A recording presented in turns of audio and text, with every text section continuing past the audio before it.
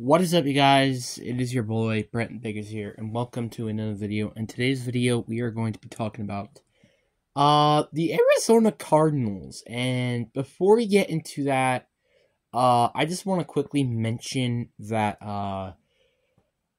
things have been kind of going on the channel that I'm not happy about. So we were at 255. I'm not, like, 4 days ago, right?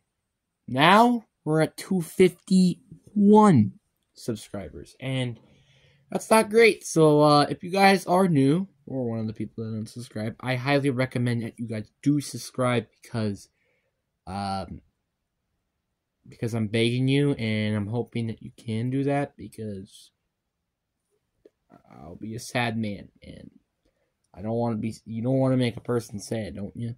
Actually, probably when I say that, you're probably unsubscribe. I made that delay because you probably clicked off the video.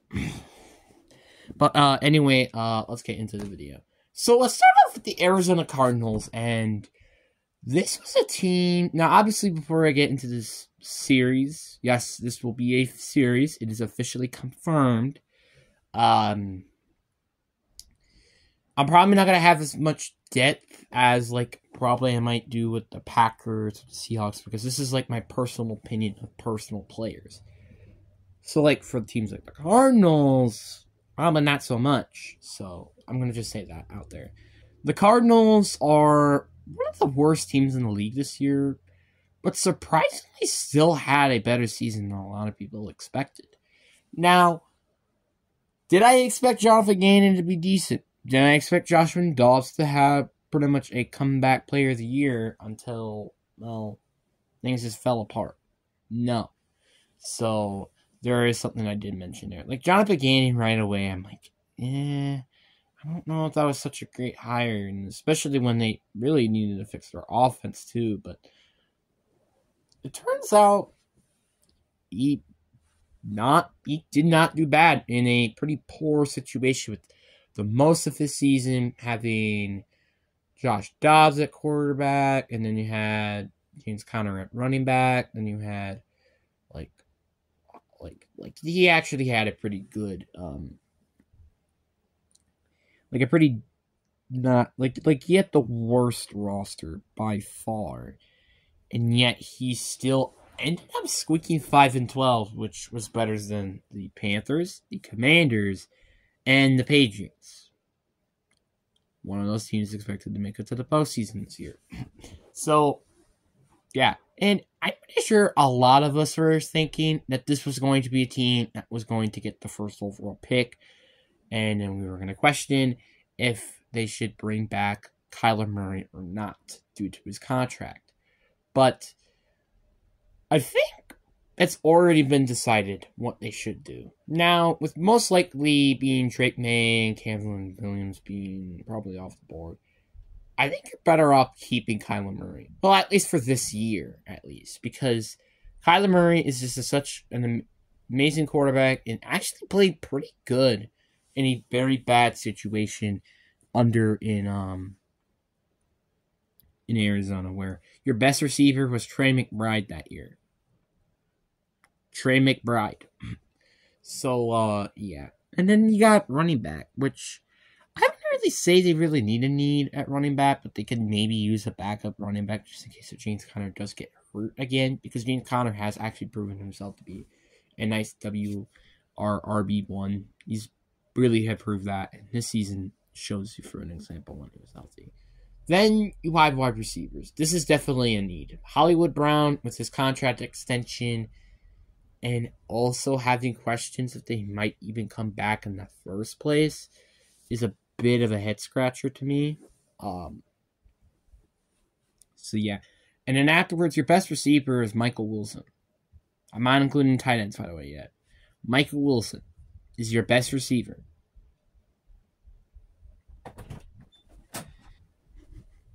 So you probably wonder why the door was open. You hear my door open because Brian came in here, and right when I told him to do what Jason Kelce did to the Eagles in my room, which is to retire.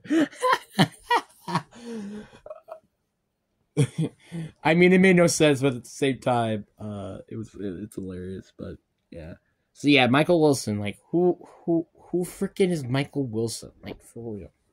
So yeah, that's pretty clear. And Hollywood Brown, even like if they bring him back, he may not even have a good season. Like he didn't even have a good season this year, which is mind-boggling because they traded a first-round pick for him. Actually, I think it was like a first and like the 100-something pick. But like again, you get the point. Like they get that for exchange of Hollywood Brown, so not the greatest. And then you had tight end, which they don't really have a need because Zach Ertz is pretty good. Trey McBride is probably going to be the starter this year, I'm assuming. Actually, no, Zach Ertz is cut. I forgot. Their O-line definitely has some needs. I don't like DJ Humphrey's getting up there in age. Harris Johnson is probably going to have a better season, but like outside of that, they basically have no offensive linemen, so they kind of do need to fix that. And their entire defense needs, except for replacing Zayvon Collins, because he's actually been decent this year, and Jalen Tomlinson, who, like I said, like he actually had a breakout season this year, so good for him, honestly. But they have a lot of holes, and yeah. Oh yeah, I forgot about Boo Baker. Forgot about him. Honestly, I completely forgot about him.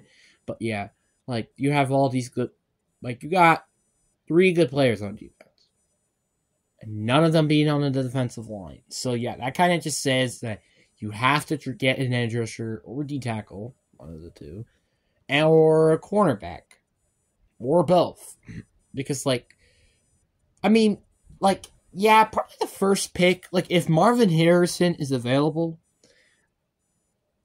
with the top 4 picks in the draft, or obviously you're gonna take Marvin Harrison. But if not, if I was Arizona, I would honestly trade down because 1, you could get more draft picks, which is something that they can definitely use because they're not going to be a good team by any time soon. And then you could try to get one of the best top edge rusher class prospects. Obviously, they could just use the 4th or 5th pick, but I don't think he's expected to be that high in this draft. So, yeah.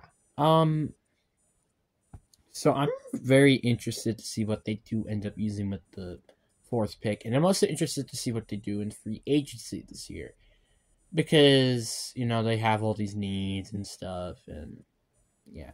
But I mean, I wouldn't be surprised that this team is gonna be like the Bears next season. Like this is gonna be a team that struggles during the first half, but then kind of just like finds a groove and maybe make a playoff spot. Maybe I would not be surprised. I would not be surprised at all. So, like, I honestly wouldn't be surprised. This team, like, I mean, really what they kind of just need to do, at least, is to get an edge rusher, get a cornerback, and a wide receiver. And then boom. Well, I guess another cornerstone offensive lineman. I guess that could help too. But, like, outside of that, like, they can honestly probably have a pretty good team next year. Like, if they just fill all those position of needs. Like, yeah, and, like, if Arizona can get, like, a haul of, like, what they kind of got from Houston with the 4th pick, that honestly could be pretty freaking huge.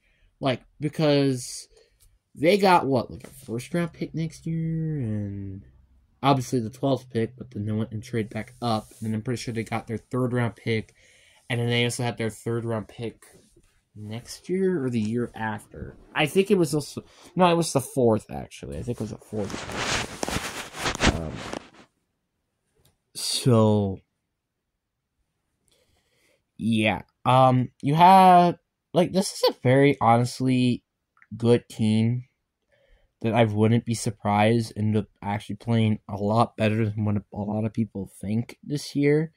Because you have the Seahawks, which, not a biased opinion, are in a very interesting situation with their poor in cap space. They don't have a head coach at the moment. So yeah. Rams are going to be, I think, a pretty good team, but I also wouldn't be surprised if that team progresses this year due to Matthew Stafford, Aaron Donald, and Cooper Kupp. And then you have the Niners, who's going to be a Super Bowl contender. Like, so I would be surprised a lot of people are going to say, oh, this team's going to get like 5 wins like they did last year. I'm not going to be surprised that this team ended up actually getting like 8-7 wins this year. This might, I know this is a bit early because this, again, we're not even into the Super Bowl yet. This could be a sleeper team. I mean, I guess it's kind of like the Packers in the playoffs, I guess you could say. I know I'm throwing up a little funny reference because of the freaking Dallas losing to Green Bay, which is hilarious, by the way. Just the factor that this team, like, you know, gets to, you know, actually have an opportunity to, like, win is just impeccable to me, you know, because, I mean, I really do hope that Arizona eventually does win a Super Bowl, which I'm hoping soon so I could just get it done and over with, because, you know, I don't like having division people to win Super Bowls, like the Niners. So, yeah. Honestly, I think the one team I just don't want to win a Super Bowl is the Niners. Easily. But anyway, hope you guys enjoyed this video. Please sure to leave a like and also subscribe if you're new around here. Please. But anyway, hope you guys enjoy.